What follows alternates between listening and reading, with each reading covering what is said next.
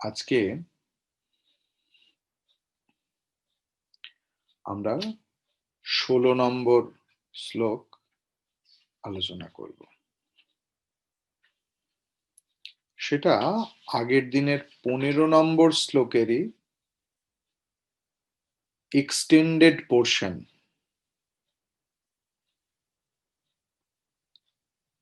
अग्रे वह्निः पृष्ठे भानुः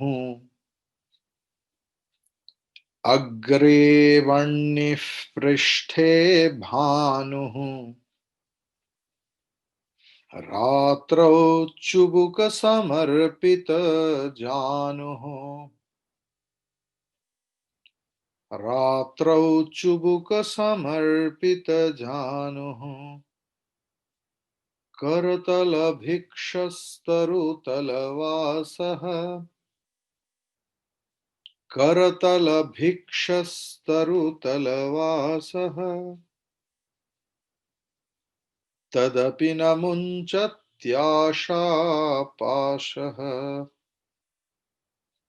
तदपि न मुञ्चत्याशापाशः। সবাই একসঙ্গে প্রথম থেকে বলি।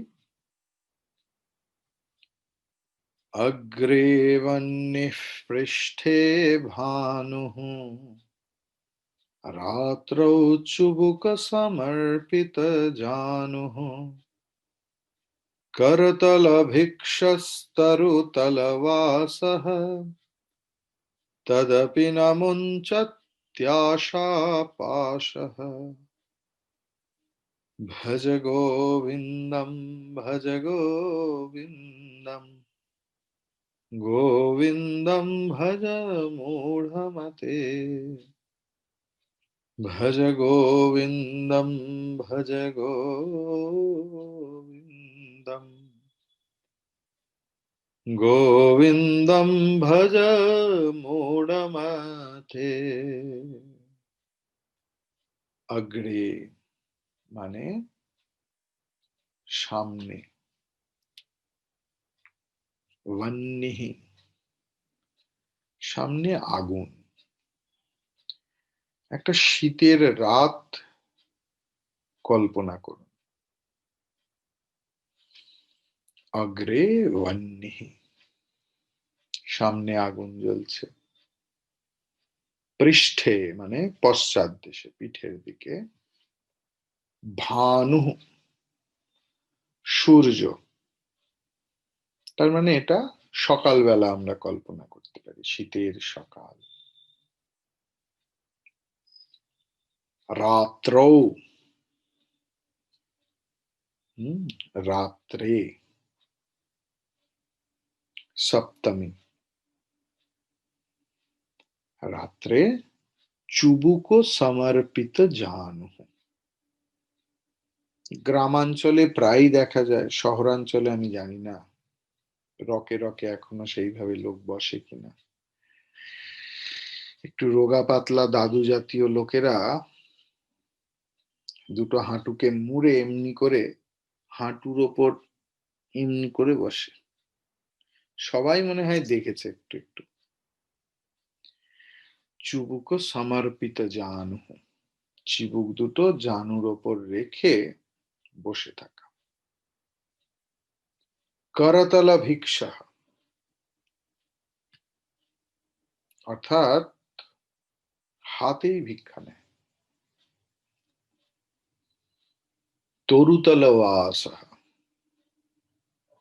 তরুতল গাছের তলায় যার বাসস্থান। তদ আপি তা সত্ত্বেও, না মুঞ্চতি ত্যাগ হয় না কিসের? আশাপাশ, আশার বন্ধন, বাসনার বন্ধন কিছুতেই ত্যাগ হতে চায় না। সামনে অগ্নিকুণ্ড জেলে যে দেহকে উত্তপ্ত রাখে,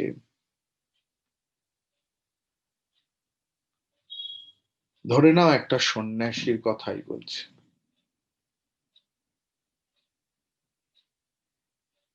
আসছি আমি আস্তে আস্তে ব্যাখ্যা পাঠে।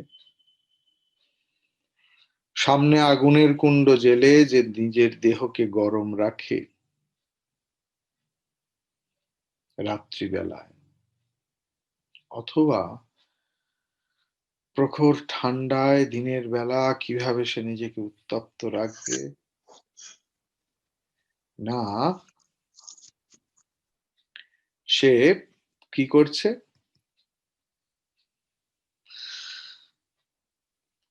দুটো জানুকে এক করে এরম ভাবে বসেছে, সূর্যের দিকে পিঠ করে, যাতে সূর্য একটু শরীরটাকে গরম করে রাখে। তার থাকার জায়গা নেই, গাছের তলাতেই সে থাকে, তার ভিক্ষে পাত্রও নেই, তাই সে হাতেই ভিক্ষে করে। এরকম মানুষও তার আশা ছিন্ন করতে পারে না, তার বাসনার শেষ নেই।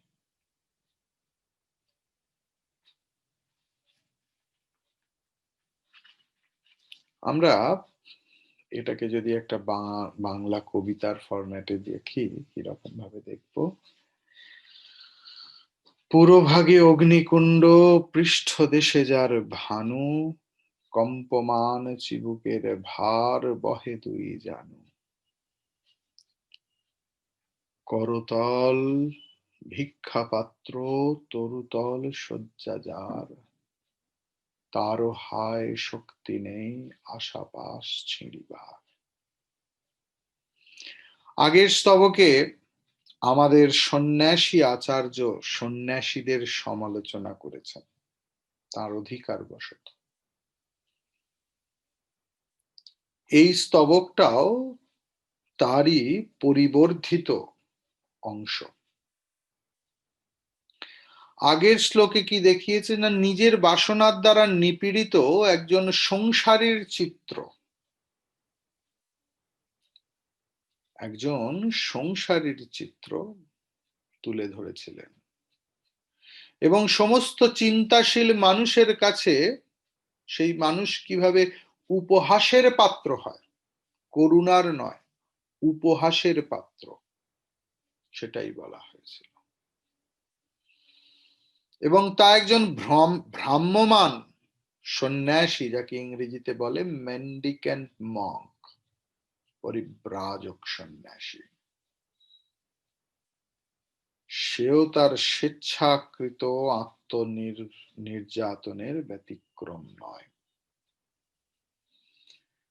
বাসনার যে টর্চার আমাদের প্রতি, আমাদের নিজেদের বাসনা, যোগাবাশিষ্ঠ রামায়ণে একটা সুন্দর গল্প আছে। একজন লোক জঙ্গলের মধ্যে দিয়ে যাচ্ছে, আর হঠাৎ করে দেখছে যে কোথা থেকেও একটা শব্দ আসছে, বাঁচাও, ছেড়ে দাও, আর মেরো না, আ আ আর পাচ্ছি না। লোকটার দয়া হলো, কিছু দূর গিয়ে দেখছে যে একটা কুয়োর মধ্যে, শুকনো কুয়োর মধ্যে একটা লোক পড়ে আছে, বিশাল কায় দেহ তার, হাজারটা হাত, আর সেই হাজারটা হাত দিয়ে সে একটা মুগুর নিয়ে নিজেকেই নিজে প্রহার করছে, হাতগুলোকে কেটে ছিঁড়ে ফেলছে, আর চিৎকার করছে, ছেড়ে দাও, ছেড়ে দাও।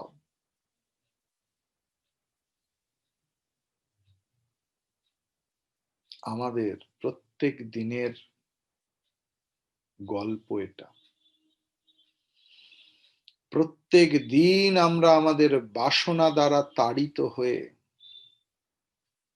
বিভিন্ন ভাবে যন্ত্রণা পাচ্ছি, নিজেরাই নিজেদেরকে যন্ত্রণা দিচ্ছি, আর চিৎকার করে বলছি, ছেড়ে দাও, ছেড়ে দাও, আর পাচ্ছি না, মুক্তি চাই মহারাজ, মুক্তি চাই।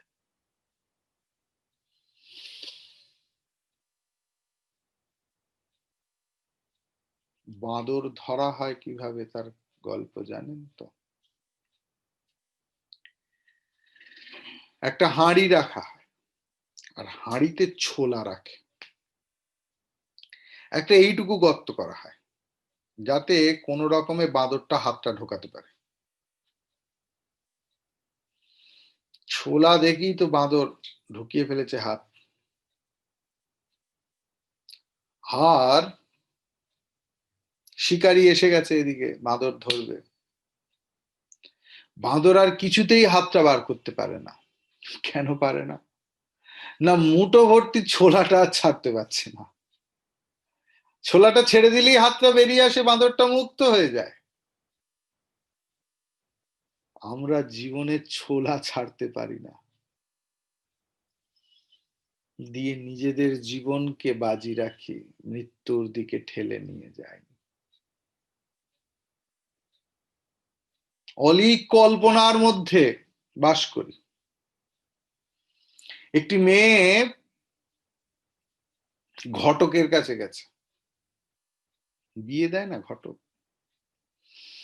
ঘটকের কাছে গিয়ে বলছে যে আমি এরকম একজন পাত্র চাই যে খুব সুন্দর দেখতে, সুঠাম শরীর, অসম্ভব অধ্যাবসায় যুক্ত, লম্বা চওড়া, যার স্মৃতিশক্তি প্রখর, যে অত্যন্ত মেধাবী, যে কখনো ঝগড়া করবে না, যে সারাক্ষণ ঘরের কাজ করবে, আমাকে সাহায্য করবে, আমার বাচ্চা হলে তাকে পরিপালন করবে, বাড়িতে ঝগড়া হলে শাশুড়ির পক্ষ না নিয়ে আমার পক্ষ নেবে। আমি এই রকম স্বামী চাই। এরকম স্বামীকে কি বলে? ঘটক বলল, একে পাগলের প্রলাপ বলে।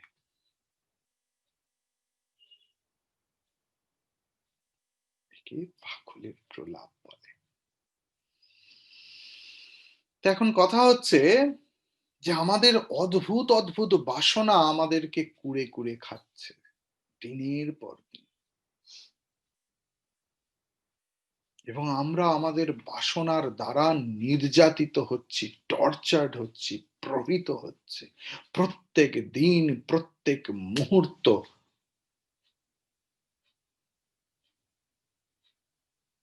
তবু বাসনা ছাড়তে পারছি না। এইটাই এই শ্লোকে বর্ণিত আছে।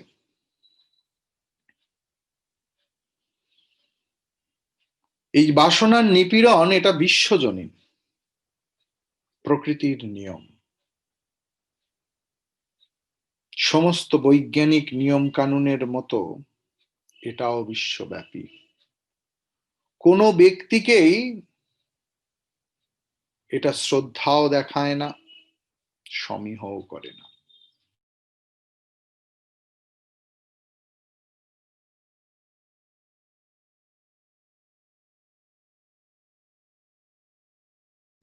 এই বিষয়টাকে উপলব্ধি করানোর জন্যই এখানে একজন প্রকৃত সাধকের চিত্র আঁকা হয়েছে। কোনো ব্যক্তির, কোনো সাধকের যদি জীবনের বিস্তারিত আরাম উপভোগের উপকরণগুলো নাও থাকে, এমনকি জীবনের নিম্নতম চাহিদাগুলোও যদি তার না থাকে, যেমন পরনের কাপড় নেই, মাথার উপর ছাদ নেই, খাবার খাওয়ার পাত্র নেই, যদি এখন তা হয় না, তার কারণ ঋষিকেশ, উত্তরকাশীতে আগে করতল ভিক্ষা হতো। আমি আজ থেকে 3-4 বছর আগে ঋষিকেশে থাকতাম, উত্তরকাশীতে গিয়ে দেখেছি সেখানে ভিক্ষে পাত্র ছাড়া ভিক্ষে দেয় না। এখন করতল ভিক্ষা উঠে গেছে, আর ভিক্ষে পাবে না কেউ। সাধুদের ভিক্ষে পাত্র দেখলেও মাথা খারাপ হয়ে যাবে। এক একজন সাধু যেহেতু গাছের তলায় থাকে, ভিক্ষে নিতে এসে 4 থাকে টিফিন বক্স নিয়ে, আমার নিজে চোখে দেখা। একটায় রুটি নেবে, একটায় সবজি নেবে, আর এক জায়গায় ভান্ডারা হচ্ছে, সেখানে নাকি পায়েস ভালো হয়। সাধুদের কাছে তো ইনফরমেশনও থাকে। আমি যখন লাইনে দাঁড়াতো, আমাকে জিজ্ঞেস, আরে हलवा नहीं लिया, काली कमली वाला में कितना बढ़िया हलवा दे रहा है, और स्वर्गाश्रम में खीर बहुत बढ़िया है, आज भंडारा चल रहा है, बाबा जी जाओ। বলছি, বাবা আমার অত ধৈর্য নেই ক্ষীর খাওয়ার, সেই পাহাড়ে উঠে উঠে পায়েস নিয়ে আসা। তো কথা হচ্ছে যে হয়তো প্রয়োজনীয় আহার্য দ্রব্য নেই, সে হয়তো সেই জীবনেই অভ্যস্ত হয়ে গেছে, এবং প্রাকৃতিক যে আবহাওয়ার তীব্রতা সেটা থেকে রক্ষা করার জন্য হয়তো শীতের দিনে সে আগুন জ্বালিয়েছে, বা সকালবেলা শীতের সকালে নিজেকে গরম রাখার জন্য সূর্যের দিকে পিঠ করে বসেছে, দুটো পাকে এমনি করে বসে। কিন্তু কথা হচ্ছে এত কিছু থাকা সত্ত্বেও, মানে এত কিছু না থাকা সত্ত্বেও, থাকার জায়গা নেই, গাছের তলাতেই বাস করছে, ঈশ্বর প্রদত্ত ভিক্ষা পাত্রেই সে ভিক্ষা গ্রহণ করছে। এই সমস্ত কিছুকেই তো আমরা উপযুক্ত সাধু জীবন বলি। আমাদের ভ্রান্ত ধারণা, ভ্রান্ত ধারণা সাধু মানেই ছেঁড়া কাপড় পরবে। অদ্ভুত, বিশ্বাস করুন, আমার এতগুলো বছর ধরে যতবার যাতায়াত করেছি, মানুষের মনে সাধু, এবং এখানেও क्या खाते हैं, कितने बजे सोते हैं, এই প্রশ্ন। মানে সাধু শুধু শুকনো রুটি এরকম করে চিবিয়ে চিবিয়ে খাবে তবে সে সাধু। শঙ্করাচার্যজি তার তীব্র প্রতিবাদ করেছেন যে কোনো মানুষ হয়তো তার জীবন ধারণের অত্যাবশ্যকীয় উপকরণ সামগ্রীকে বর্জন করেছে। আমরা প্রায় শুনি, আরে আমার গুরুদেব জানেন না, আমি একজন সাধু দেখে এসেছি, কিচ্ছু নেয় না, গুহায় থাকে, এক বস্ত্র, আর কোনো কাপড় নেই, তার মানে তো গন্ধ ছাড়ছে তার, কিছু খায় না। আরে কিছু খায় না মানে সে সাধু হয়ে গেল? সাধু জীবনের সঙ্গে খাওয়া না খাওয়ার কি সম্পর্ক?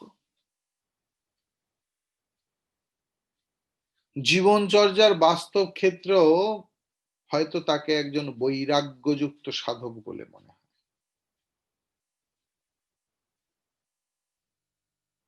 হরিদ্বারে গঙ্গার ঘাটে বসে আছে একজন ভিখিরি, বসে আছে, তাকে জিজ্ঞেস করি সে কোথা থেকে এলো, না বিহারের মুজফ্ফরপুর জেলা থেকে। আমি কেন এত দূরে ভিক্ষা করতে আসো? আমায় বলে, বাবাজি আমি সাধু হতে এসেছিলাম, কিন্তু এত ভিক্ষে পেতাম, ভিক্ষে নিতে নিতে আমি ভিখিরি হয়ে গেছি, হয়ে এসেছিলাম সাধু হতে। সত্যি কথা বলছি, আমার নিজের জীবনের উপলব্ধি, মানে অভিজ্ঞতার কথা বলছি। এই স্তবকে এই সমস্ত কপট সন্ন্যাসীদের বিরুদ্ধে আচার্য গর্জে উঠেছেন। শুধু নিজেকে নির্যাতন করার নাম তপস্যা নয়, যে আমি স্নান করি না, আমি দাড়ি কাটি না, আমি এমনি এমনি করে চুল দাড়ি ছিঁড়ি, আমার একটা মাত্র কাপড়, আমি দিনে এক বেলা খাই, আমি অমুক করি, আমি খাই না, আমি বিছানায় শুই না। আরে তাতে হলোটা কি? লক্ষ্যটা কি? যদি ভোগ করলেই বা সাধারণ মানুষের মতো জামা কাপড়, খাওয়া দাওয়া, বিছানাপত্রে শুলে, হাতে ঘড়ি পড়লেই সে অসাধু হয়ে গেল, তাহলে স্বামী চিন্ময়ানন্দজি, চিন্ময়ানন্দ সরস্বতী সাধু নন, স্বামী বিবেকানন্দ সাধু নন, স্বামী রাম সাধু নন। সাধুত্ব নির্ভর করে চেতনার ওপর, বোধের ওপর, ভোগ্য বস্তু কতটা আমাকে আকর্ষণ করে তার ওপর। সমস্ত ভোগ্য বস্তুর প্রতি আমার আন্তরিক বাসনা ত্যাগই প্রকৃত বৈরাগ্য। গুরুদেবকে, পরম পূজ্য গুরুদেব স্বামী চিন্ময়ানন্দজিকে প্রশ্ন করা হয়েছিল যে আপনি যে এত বড় অর্গানাইজেশন করেছেন, আপনার শরীর চলে যাওয়ার পর কি হবে, বা যদি, কি আর হবে, বন্ধ হয়ে যাবে। না হলে রামকৃষ্ণ মিশনকে দিয়ে যাব। উনি এই শব্দ বলেছেন। অর্থাৎ যে সংগঠন তার রক্ত, তার ওপর কোনো টান নেই, অথচ প্রগাঢ় ভালোবাসা আছে। অথচ কি হবে আমি চলে গেলে, কিভাবে চলবে সংসার? আরে, ভগবান সৃষ্টি করেছেন, ভগবান চালাবেন। এর নাম বৈরাগ্য। এর নাম বৈরাগ্য। আর আমরা বৈরাগ্য নামে কিছু বিচিত্রতার কথা মাথায় রেখে দিই।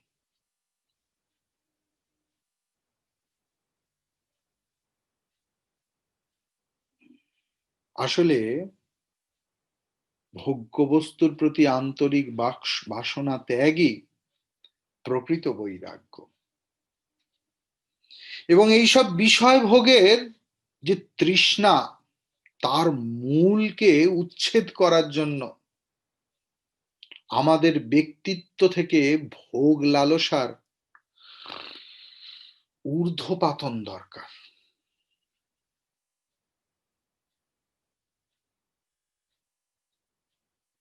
হ্যাঁ, আত্মকৃচ্ছতা, বৈরাগ্যের মূল্য আছে সাধন জীবনে, অবশ্যই আছে। আত্মনির্যাতন ইন্দ্রিয় দমনের একটা উপায়, অনস্বীকার্য। হুম। কিন্তু তার চেয়েও বড় কথা হচ্ছে যে ভোগের মূল যে তৃষ্ণা, যে বাসনা, তাকে নির্মূল করা, এর জন্য সাধনা করা। আচার্য শঙ্কর, ভগবান শঙ্করাচার্য তার আত্মবোধে একটা চমৎকার বিষয় বর্ণনা করেছেন, যে যারা আধ্যাত্মিক ছাত্র, আপনারা, আমরা, আমি, আপনি, সকলে, তারা সমস্ত রকম বাহ্য ইন্দ্রিয় বস্তুর যে ক্ষণিক সুখের আকর্ষণ, তা অবশ্যই বর্জন করবে। 51 শ্লোকে আছে, বাহ্য অনিত্য সুখ আসক্তিম হিত্বা। সুতরাং প্রকৃত আত্মকৃচ্ছ সাধন ফলপ্রসূ হবে না যদি না যথেষ্ট উচ্চমানের আত্মশুদ্ধি পালন করা হয়। তাই জন্য সাধন চতুষ্টয়, প্রত্যেক দিন নিয়ম করে সাধন চতুষ্টয়, সম দম উপরম শ্রদ্ধা, সমাধান, তিতিক্ষা, মুমুক্ষুত্ব, এগুলোর রোজ রোজ সচেতন ভাবে এর পরিপালন। সেই যোগা ক্লাসের মতো নয়, সকাল 5টা থেকে 5:30 আর বিকাল বেলা 3:30 থেকে 4:30। না না, 24 ঘন্টা সচেতন ভাবে সাধন চতুষ্টয়। খেতে যাওয়ার আগে, কারোর সঙ্গে কথা বলার আগে, এখন মোবাইল ফোনে টেক্সট লেখার আগে, কিছু ভাবনার আগে, কিছু করার আগে 1 মিনিট পজ দরকার। আমি এটা কি করছি? ঠিক করছি তো? আমি একজন সাধক, আমার কি এটা করা উচিত? আমার কি এটা বলা উচিত? আমার কি এটা ভাবা উচিত? আমার কি বিষয়টা এইভাবে দেখা উচিত? আমার কি এইভাবে রিয়্যাক্ট করা উচিত? এই সচেতন জীবনযাপন না করলে আমরা যত ব্রত উপবাস, যত যাই করি, কিচ্ছু লাভ হবে না। আমরা যদি পৌরাণিক কাহিনী দেখি, রাবণ ব্রাহ্মণের পুত্র ছিল, মাথা কাটা তপস্যা করেছিল রাবণ। হিরণ্যকশিপুর তপস্যা দেখুন, ভাগবতে আছে। লাভ কি হয়েছে সেই তপস্যার? রাবণ আরো শক্তিশালী রাবণে পরিণত হয়েছে, হিরণ্যকশিপু আরো শক্তিশালী হিরণ্যকশিপুতে পরিণত হয়েছে। তাই কঠোর তপস্যা, সাংঘাতিক কৃচ্ছ সাধন, দিনের পর দিন না খাওয়া, না পান করা, এক বস্ত্রে থাকা, নিজেকে নির্যাতনের পর নির্যাতন করা জীবনের, অন্তত সাধন জীবনের তো উদ্দেশ্য মোটেও নয়। পাগলামি ছাড়া এগুলো কিচ্ছু নয়। তার কারণ এই কঠোর তপস্যা শেষ পর্যন্ত আত্মবিনাশের কারণ হয়।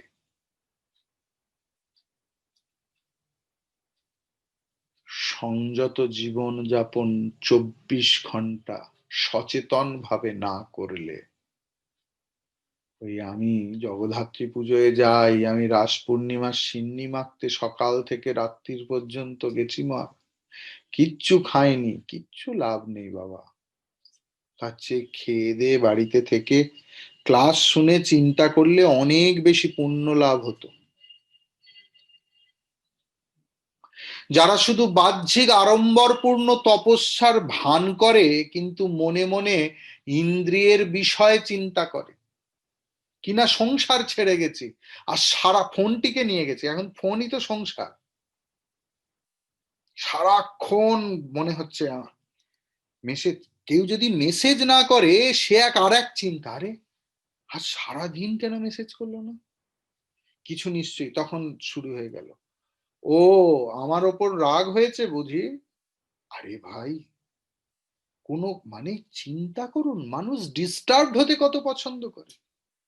কিরে সারাদিন একটাও খবর নিলি না, আরে অদ্ভুত ব্যাপার।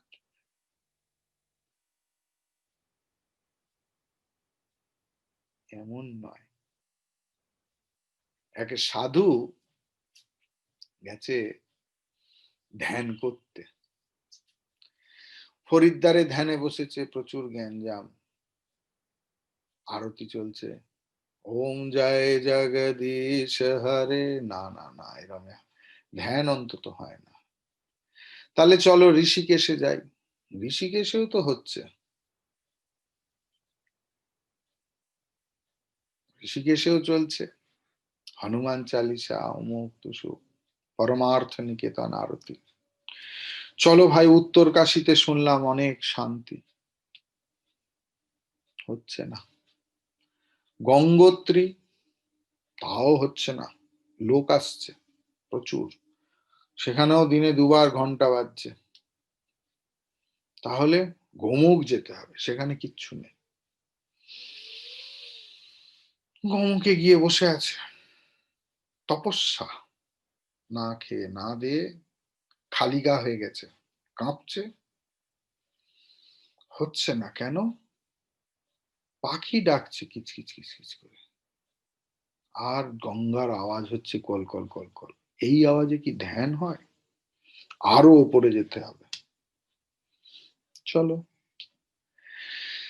কিন্তু এই রকম ব্যাকুলতা হলে গুরু আসেন, তিনি তাকে দেখে বললেন, কি হে কোথায় যাচ্ছ, না ধ্যান করতে, ধ্যান করতে এত উপরে কেন, না চারিদিকে বড় আওয়াজ, গোমুখেও আওয়াজ, বলে হ্যাঁ স্বামীজি প্রচুর আওয়াজ, কিসের আওয়াজ এখানে, না পাখি কিচির মিচির করছে। বলছে বাবা, মনের কিচির মিচির বন্ধ করো আগে, আমাদের মনে কিচির মিচির চলছে, আমরা ভরং করে বলি সংসার ত্যাগ করেছি, আর মনের মধ্যে সংসার কিচকিচ কিচকিচ করছে। কথায় হলেই, বিশ্বাস করুন রোজের শুনি আমি, স্বামীজি বলুন কিভাবে, এই বলে দিয়েছি বাড়িতে সংসার ত্যাগ করে চলে যাব, কোথায় যাবে হে, হরিদ্বার চলে যাব, আরে বাপ রে বাপ, আর মোবাইল ফোনটা, না ওটা তো নিয়ে যেতে হবে স্বামীজি, কেউ যদি যোগাযোগ করে, এই হচ্ছে আমাদের সংসার ত্যাগ, এসব বাহ্যিক ভরঙে কিছু হয় না। বাজারের মধ্যে যে ধ্যান করতে শিখেছে সেই সাধু, সেই সাধক, বাজারের মধ্যে যে ধ্যান করতে শিখেছে সেই সাধক। হুম, সুতরাং এখন গীতার 3য় অধ্যায়ের 6ষ্ঠ শ্লোকে বলছেন ভগবান যে বাইরে ত্যাগ করেছে অথচ ভেতরে সারাক্ষণ বিষয়ের চিন্তায় যে নিজের শক্তি ক্ষয় করছে, ভগবান তাকে মিথ্যাচারী বলেছেন। লোকের সামনে দেখাচ্ছে আমি কত বড় সাধক, আমায় অমুক লোকে চেনে, অমুক লোকে প্রণামী দিয়েছে, অমুকে পায়ে হাত দিয়ে প্রণাম করেছে, ভেতরে আমি জানি কি জিনিস। ভগবান তাকে মিথ্যাবাদী বলেছেন 3য় অধ্যায়ের 6ষ্ঠ শ্লোকে। সুতরাং স্পষ্ট হচ্ছে যে নিজেকে নির্যাতন করা বিভিন্ন ভাবে, না খেয়ে না দিয়ে না কিছু করে, কোনো ফল হবে না। শাস্ত্র বলছে মন থেকে যতক্ষণ না বাসনা নির্মূল হচ্ছে ততক্ষণ যতই ধানাই পানাই আর তপস্যার নাটক করো, কিছু লাভ নেই। মানুষের যে শক্তি এবং উদ্যম সাধারণত আমাদের অসংযত ইন্দ্রিয় ভোগে বৃথা নষ্ট হয়ে যায়, তপস্যার মাধ্যমে সেই শক্তি সংরক্ষিত হয়। কিন্তু সেই শক্তিকে যদি কোনো সৃজনশীল আত্ম উন্নয়নের কাজে নিযুক্ত করা হয়, তবেই সাধনার সম্পৃক্ততা। অখণ্ডানন্দজি শ্রীরামকৃষ্ণকে প্রশ্ন করছেন কাম কিভাবে জয় করা যায়। ঠাকুর বলছেন কাম জয় করবি কি রে, মোড় ঘুরিয়ে দে। এখন চারিদিকে মেডিটেশনের কোর্স, বিভিন্ন ফাউন্ডেশন, 17,000 টাকা মাসে, 20,000 টাকা মাসে, এই কথাগুলোই বলে, বিশ্বাস করুন।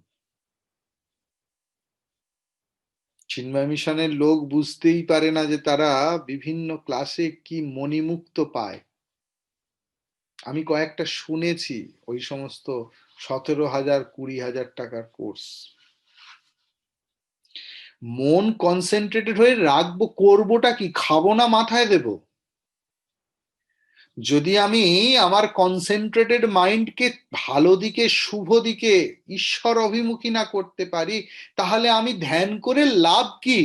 বলে ধ্যান করতে যাবো। আরে তো বড় অদ্ভুত বিষয়। আমাদের মধ্যে যদি আত্মকৃচ্ছই করতে হয়, তাহলে আমাদের মধ্যে জমে থাকা শক্তি তাকে আবিষ্কার করতে হবে, তার পুনরুদ্ধার করতে হবে, তাকে কোনো গঠনমূলক কাজে লাগাতে হবে। তবেই সাধনার পরিপুষ্টি, সবেই সাধনার পরিতুষ্টি, না হলে নয়।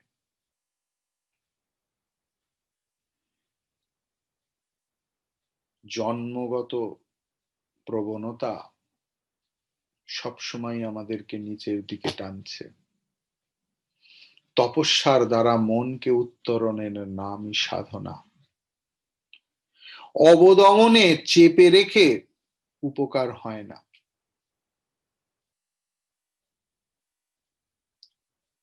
হস্তামলাকাচার্য দ্বারা রচিত এই শ্লোক এই কথাই বলছে।